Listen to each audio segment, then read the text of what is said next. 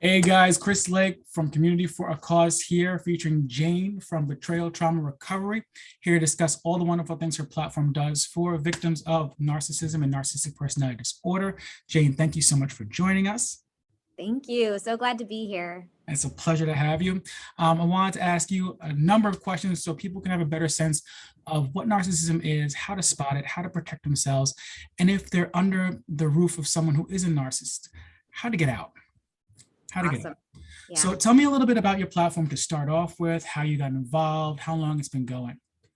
Okay. Yeah. So Anne founded BTR, Betrayal Trauma Recovery. She's a victim of domestic violence, and she started out just podcasting from her basement, crying into the microphone, trying to figure out what was going on. Um, her ex-husband now had just been arrested for domestic violence. She'd gone to a DV shelter, and they'd given her Lundy Bancroft's book, Why Does He Do That?, which is a fantastic resource for anyone who wonders if there may be abuse in their life or in the life of a loved one. And so she started podcasting, and just this community kind of evolved. And as needs have come up with people in our community, we've tried to meet those needs through a variety of sources. So that's kind of the history of Betrayal Trauma Recovery. That's beautiful. It's incredible how simply looking for healing leads to community and leads to just so much beautiful connection that helps so many people. Yeah, absolutely. So you have a multitude of content on the BTR IG and that I see that I love, giving a lot of real talk and straight advice to people who are suffering from narcissistic abuse, narcissistic personality disorder. And I want to discuss with you what are the typical red flags someone might see if they're starting a relationship or if they've been in a relationship, if they might be about to get married to someone, and inside their stomach, they feel a little uneasy every time they hear the word narcissist. What should someone look for? I'll let you take that to the floor. Yeah. So, not every abuser is going to be diagnosed with narcissistic personality disorder. And in fact, a lot of narcissistic people aren't going to be diagnosed with NPD. It's difficult to get that diagnosis in the first place, but most abusive people are narcissistic. And by that, they're lacking empathy. They're very much focused on themselves. They're unwilling to see anyone else's side, and they're manipulative. They're willing to exploit other people. And, at the core of abuse, exploitative privilege, just the willingness to exploit another person, whether that's emotionally or financially or sexually, that's really kind of the core, is an entitlement to do that to other people. And so, we find that people want to kind of define, like, is this person a narcissist or not? And when it comes down to it, you really want to say, look, how safe do you feel in your relationship? Right. Are you being exploited? Right. Do you feel like this person has any degree of empathy for you?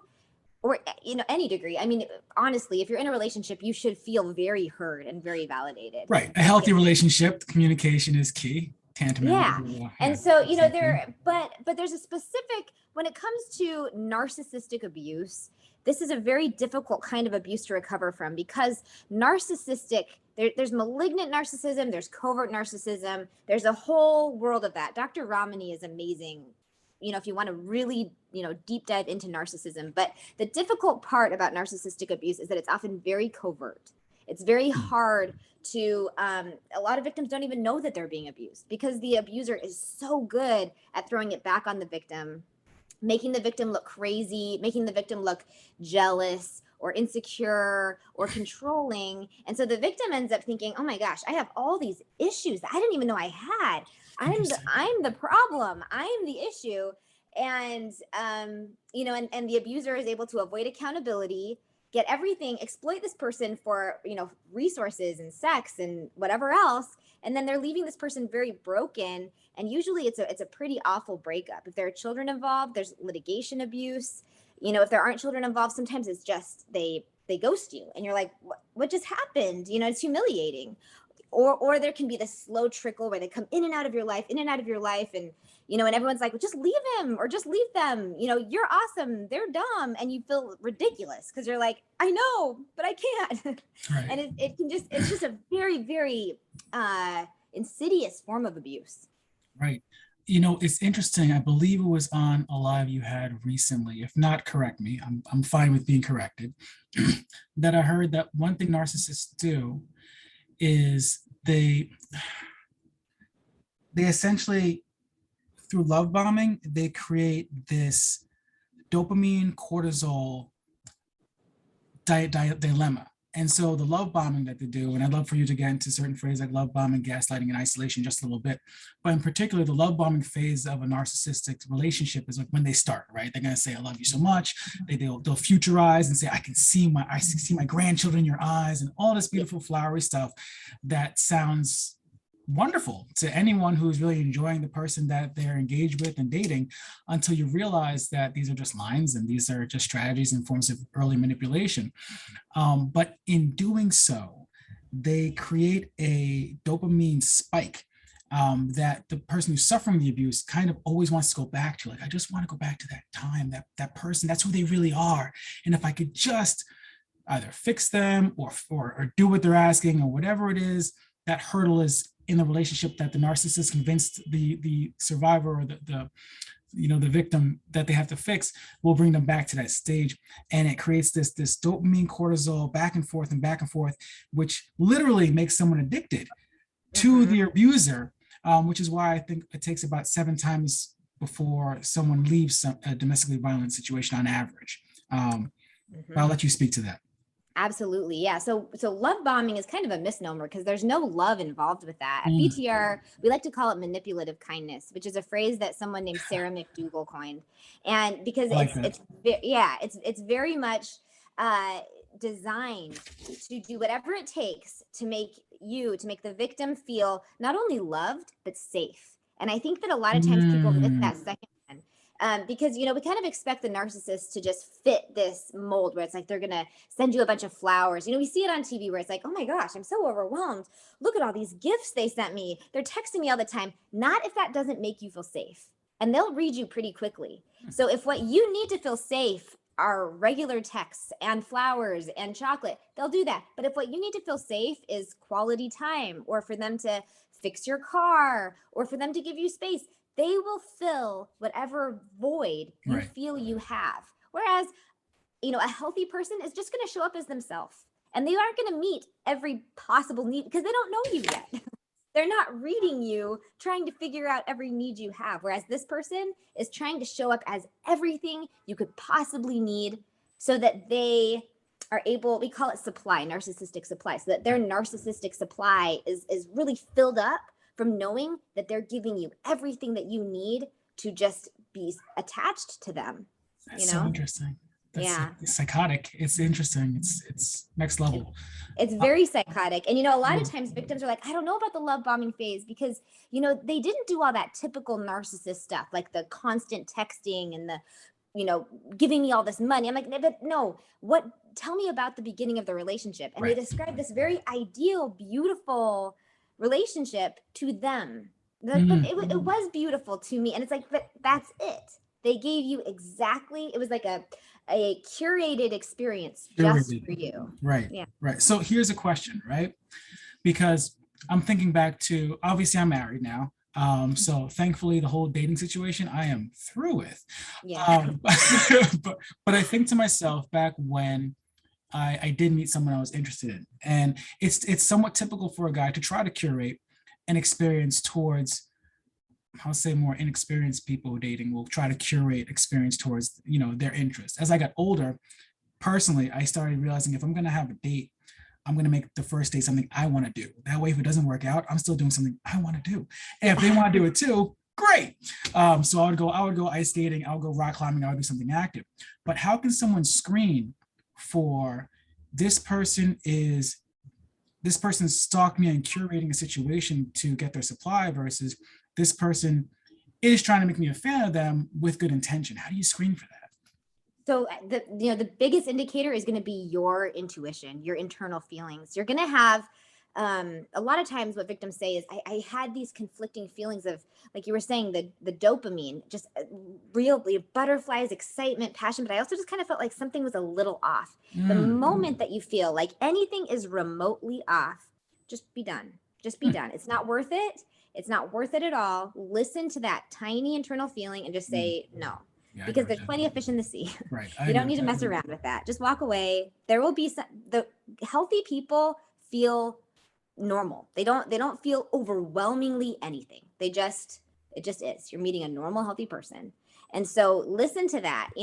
There shouldn't be these spikes of crazy emotions. There shouldn't, that should not be there. That's manufactured.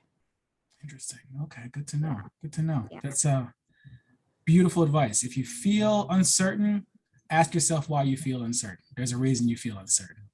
I like And that. honor it, Honor because it. there may not be a reason at all. He might be doing, or they might be doing everything exactly right. And there might not be anything that is even remotely different than any other person you've ever dated. But that gut instinct we can trust that more than anything else, I say. I agree, honestly, and I can't help but think about how many past relationships myself and my friends have had where there were small red flags here and there that we saw and we looked past it. Nah, it's okay, that's fine, that's fine. And then later in the relationship, when you look back, you're like, I knew something was wrong with this person. And that's exactly what you're speaking on. Okay, good. Next topic, gaslighting. This seems to be a favorite technique of narcissists after they've got their supply in their clutches and they've successfully love bound them into being in an enamored state. What is gaslighting? What is so dangerous about gaslighting? And how does it snowball? Okay, so gaslighting is it's a technique that abusers use to avoid accountability in order to alter the victim's reality to shift accountability to them.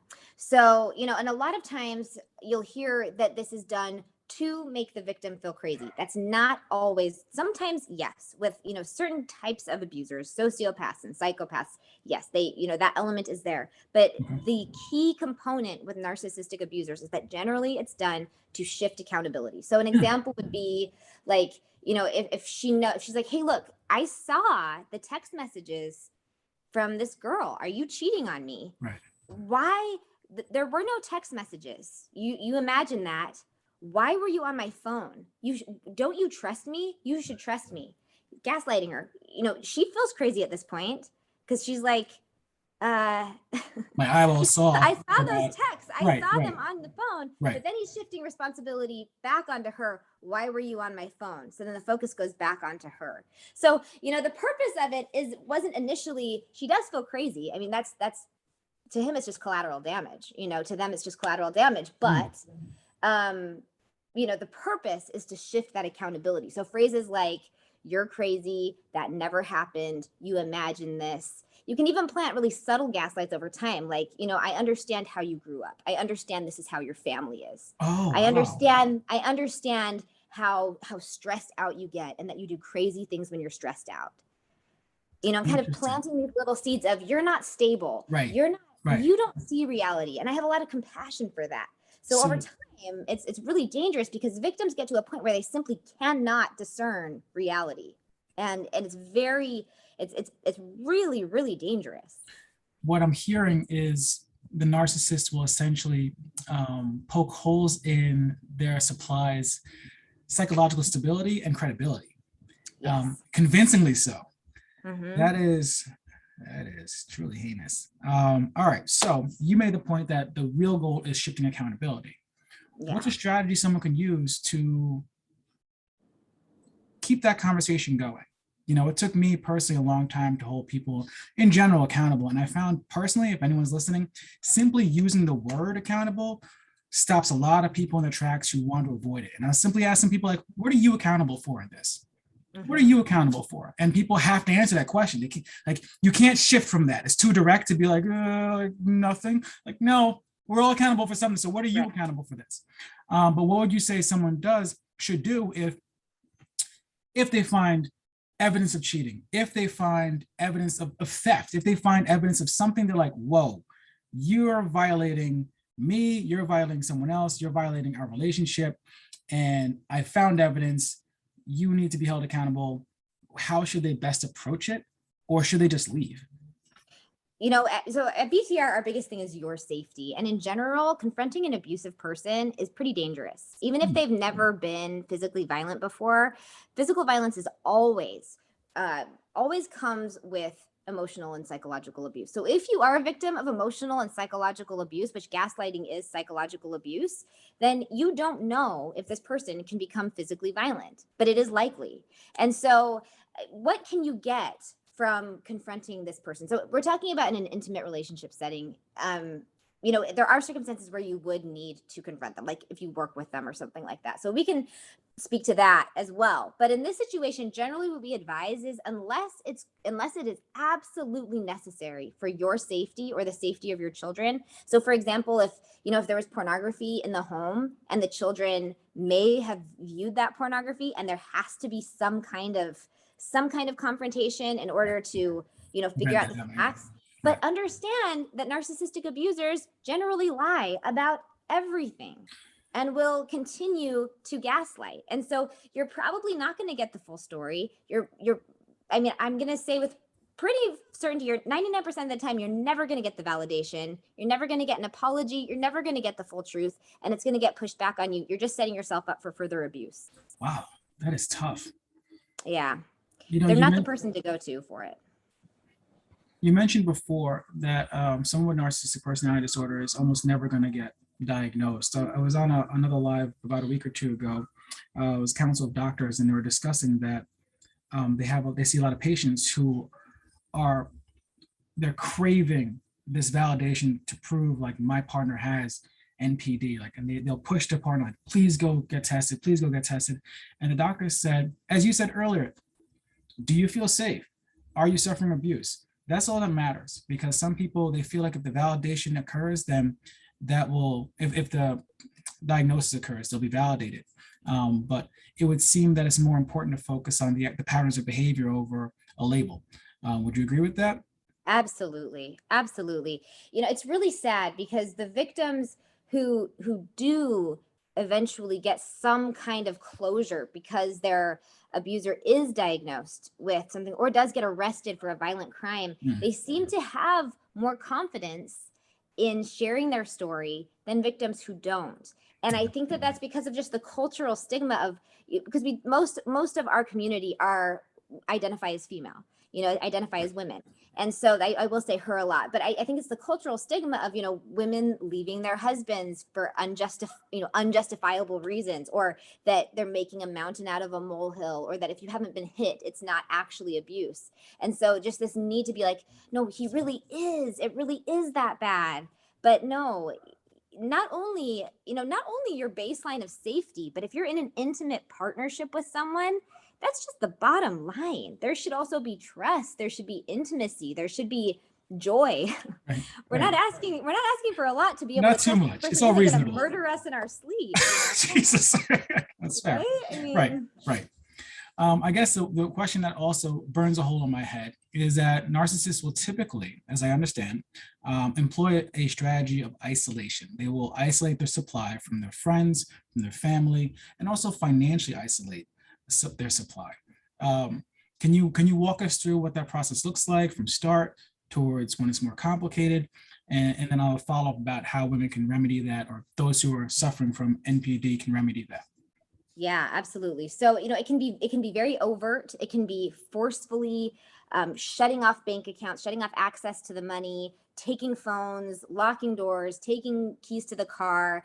This is often, and it happens a lot in faith communities where there's this very misogynistic, patriarchal structure to the family. We see a lot of financial abuse, but we also see it in, every paradigm of belief. But then the more covert side of that we see a lot more in our community happens where, it's interesting because it's like, strangely enough, a lot of these women will say, it was weird because we were living this great life, and then all of a sudden he moved me to like this rural farmhouse in the middle of nowhere. It's literal isolation. Like she's like, I didn't have any friends. I started to feel depressed. So there can be very literal, taking things away, moving you to a tiny farmhouse in the middle of nowhere.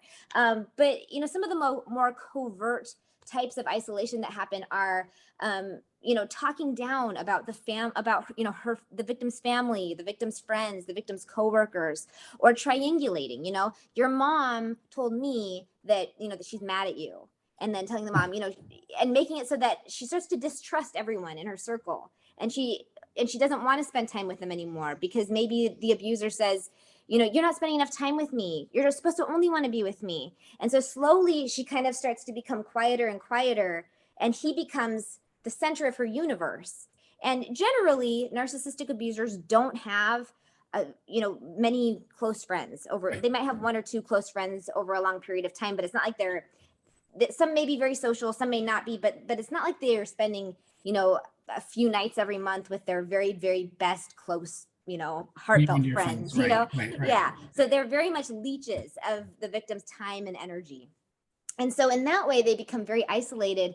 And further, the abuser is going to kind of have them wear this cloak of secrecy where they can't share details of the abuse. They can't tell what's actually going on he'll say for a variety of things. I'm going to go get help. We don't want your family to know, because if they know and we stay together, which is the plan, they'll hate me forever.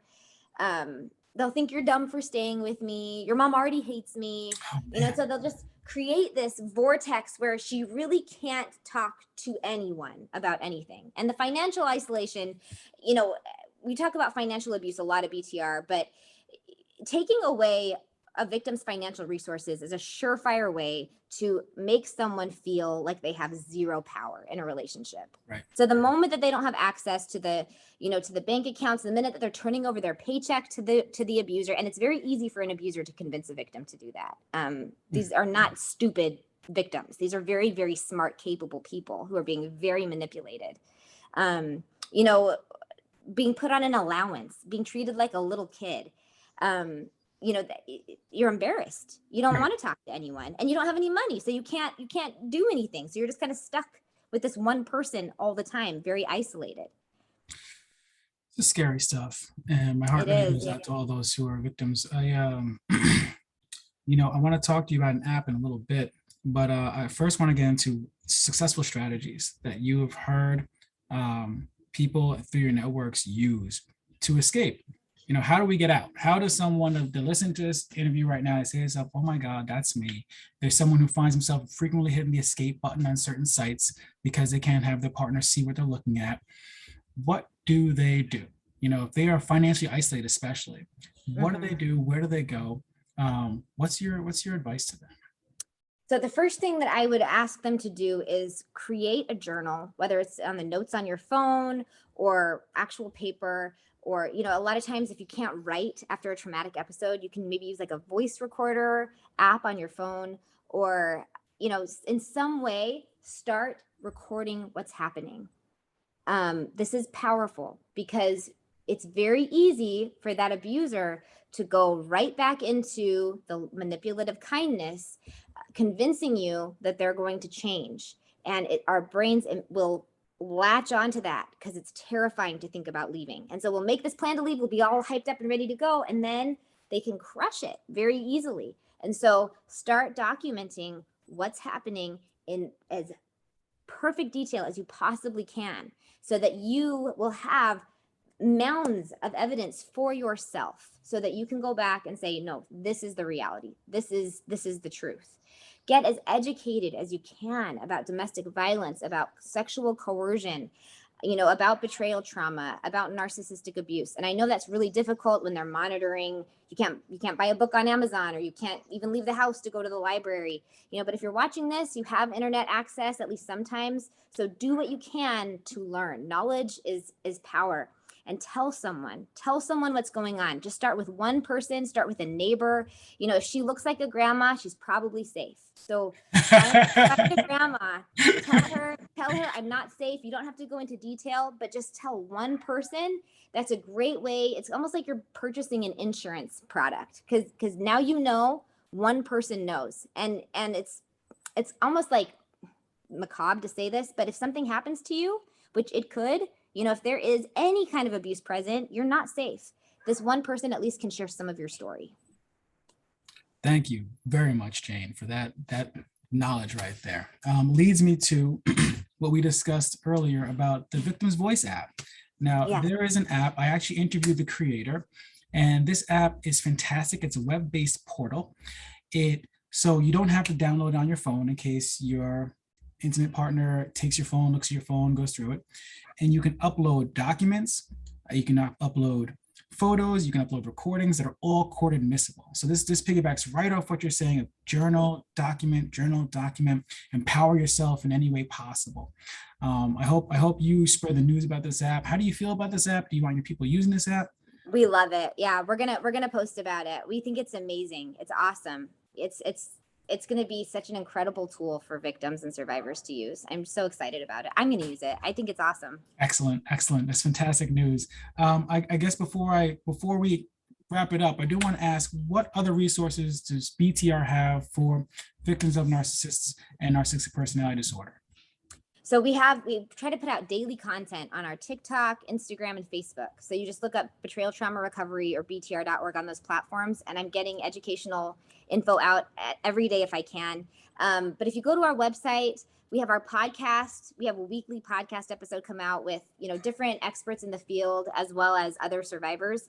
But if you're interested in group coaching, we do have group coaching sessions with every coach at BTR. It's pretty incredible, is a domestic abuse survivor who then got training, in trauma and narcissistic abuse. And they're the most amazing women. We love them so much. And so they lead our group coaching sessions. And it's this is awesome community of, survivors and victims who are getting together, sharing their stories and healing. And the cool thing about that is that there's daily access. So you can get on every single day from your house or your car or, work if you're at work and you have, an hour break, and you can jump on and have a really healing group session. So those are some of our resources that are available. Beautiful, beautiful, beautiful. Jane, thank you so much for serving those in need. Anyone who's listening, you can find those podcasts at btr.org. Is that correct? Yep. All right. Check her out. Check out the goods. See you on Instagram, TikTok as well. Jane, thank you very much for joining our interview and telling us about betrayal, trauma recovery, and narcissists. Thank you so much. Thank you. Yeah. Take care.